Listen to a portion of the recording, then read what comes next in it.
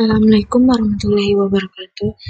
Di video ini saya akan menjelaskan cara mengolah data primer yang berupa kuesioner ke dalam SPSS versus 25.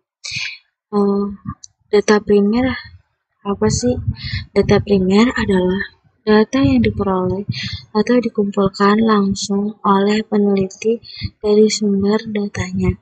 Beberapa teknik pengumpulan data primer antara lain observasi, wawancara, dan penyebaran kuesioner. Di sini kita akan menggunakan kuesioner. Apa itu data kuesioner? Data kuesioner adalah daftar pertanyaan tertulis yang ditujukan kepada responden. Jawaban responden atas semua pertanyaan dalam kuesioner kemudian dicatat atau direkam. Kuesioner merupakan metode pengumpulan data yang efisien bila peneliti mengetahui secara pasti data atau informasi apa yang dibutuhkan dan bagaimana variabel yang menyatakan informasi yang dibutuhkan tersebut diukur. Untuk menguji data primer, langkah pertama kita akan menguji statistik deskriptif. Statistik deskriptif. Apa itu statistik deskriptif? Statistik deskriptif yaitu membahas tentang cara-cara pengumpulan data untuk memperoleh informasi yang berguna dan mudah dipahami. Dengan kata lain, statistika deskriptif adalah penggambaran data yang telah dikumpulkan. Banyak cara yang bisa digunakan untuk menggambarkan data, bisa menggunakan tabel seperti grafis, diagram, atau dalam bentuk narasi.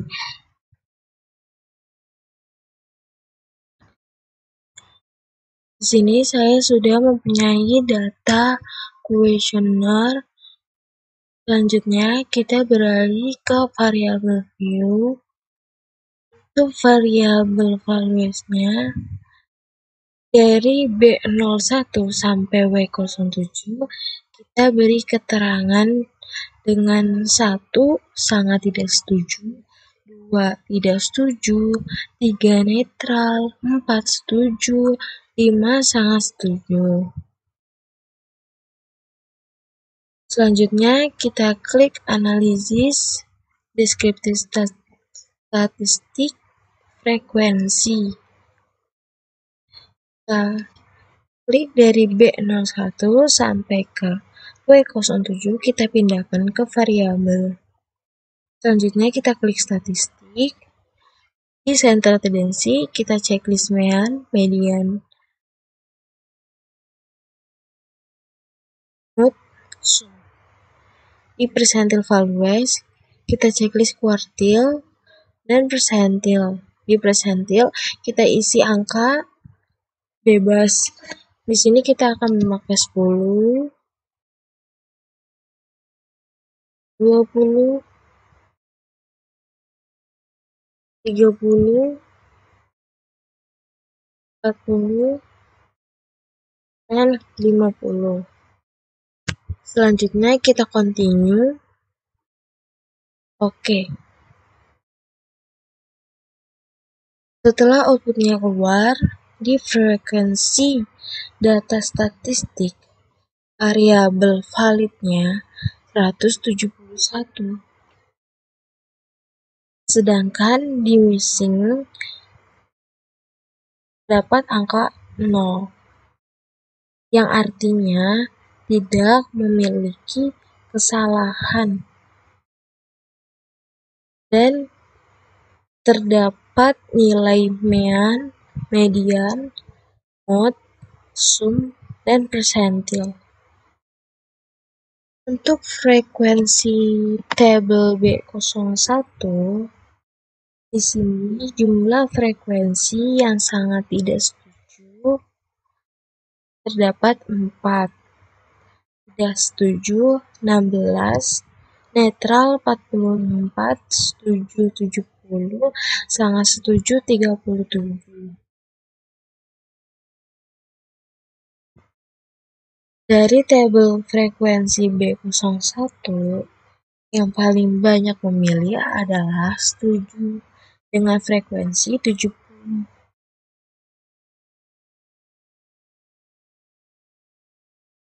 Di tabel frekuensi B02, yang paling banyak memilih adalah setuju untuk frekuensi 90.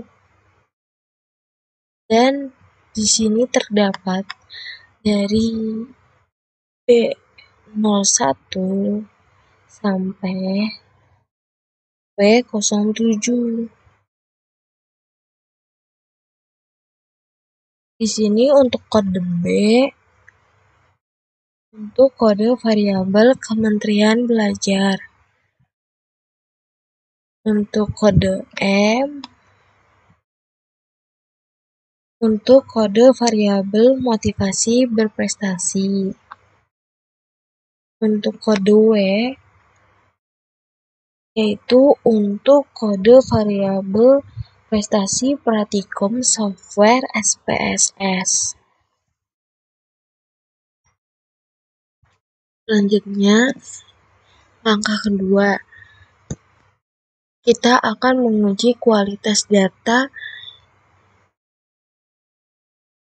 yang berupa uji validitas dan uji reliabilitas. Apa sih uji kualitas data?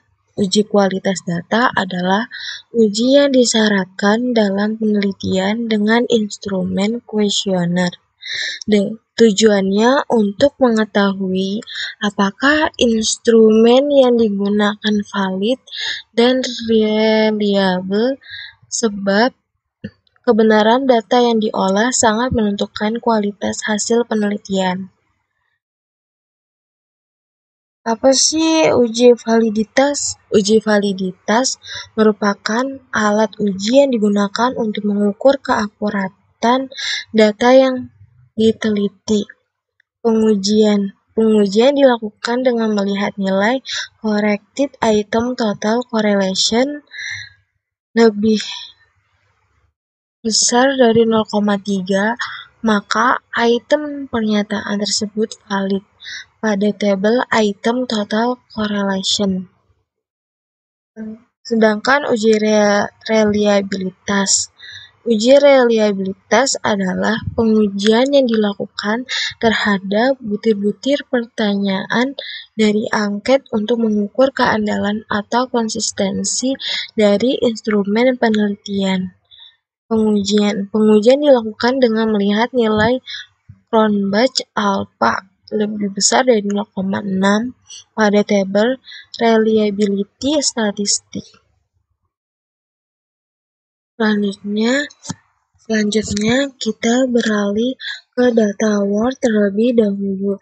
Di sini saya mempunyai data kuesioner dengan judul analisis pengaruh kemandirian belajar dan motivasi berprestasi terhadap prestasi praktikum aplikasi software SPSS pada mahasiswa Universitas Yarsi Prodi Akuntansi tahun ajaran 2019.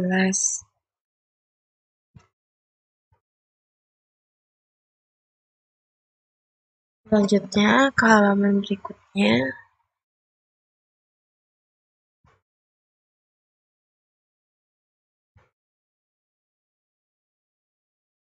Sini kita mempunyai variabel yang pertama, kemandirian belajar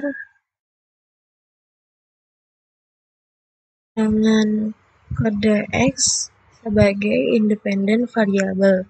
Kemudian motivasi berprestasi yaitu X2 sebagai independen variabel. Dan prestasi praktikum aplikasi software SPSS dengan Y yang berarti independen variabel.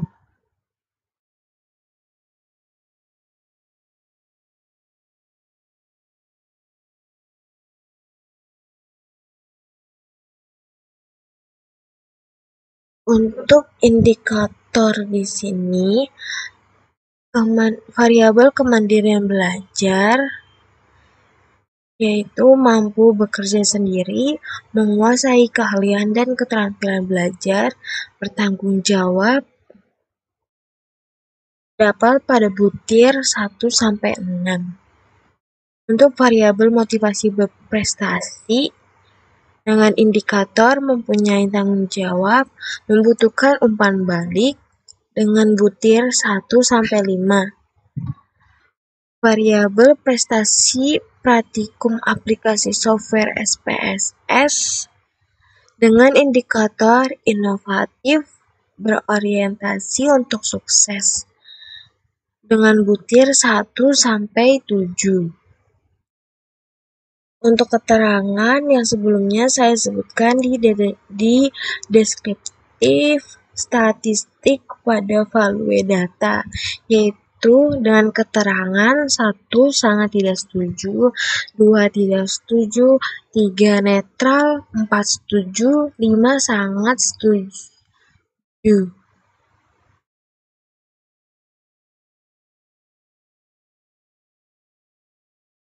Di sini adalah beberapa pernyataan dari kemandirian belajar dari butir 1-6.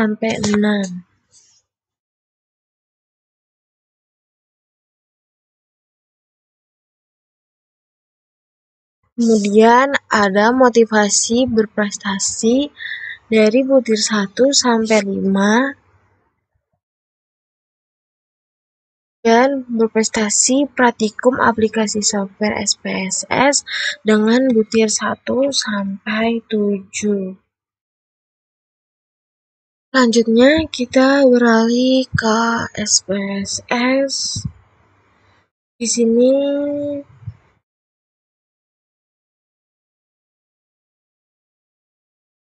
sini saya akan melakukan uji validitas dan reliabilitas. Klik Analyze,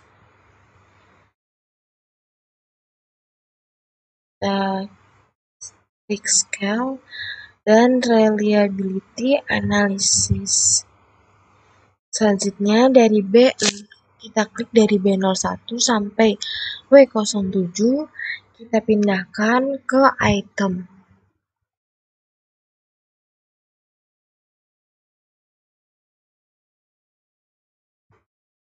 Yaitu B01 sampai B06,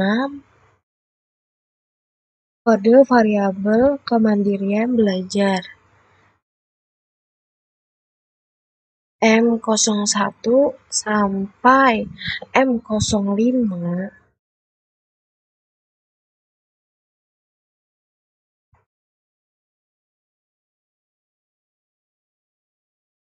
yaitu kode variabel motivasi berprestasi, dan W01 sampai W07,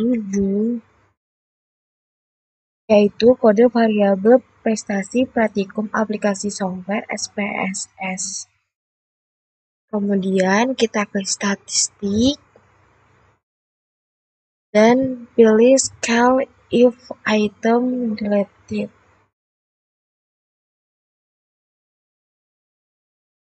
Selanjutnya continue. Oke. Di sini dapat kita lihat pada tabel item total statistik di kolom corrected item total correlation. Sudah saya jelaskan sebelumnya untuk menguji kevalidan data atau tidaknya kita melihat corrected item total correlation tersebut lebih atau kurang dari 0,3. Untuk B01 yaitu variabel kemandirian belajar, kita bisa lihat bahwa database ini di atas 0,3 yang artinya valid, dan yang M untuk motivasi berprestasi di atas 0,3. Berarti valid juga untuk W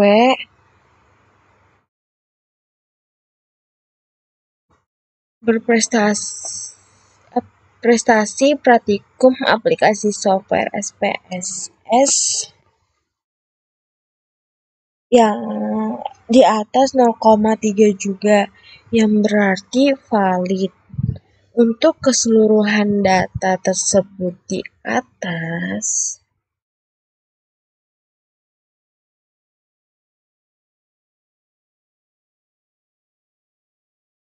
(0,3) berarti data tersebut valid. Kemudian untuk melihat apakah reliability atau tidak, kita lihat pada kolom reliability statistik. Lihat pada kolom reliability statistik.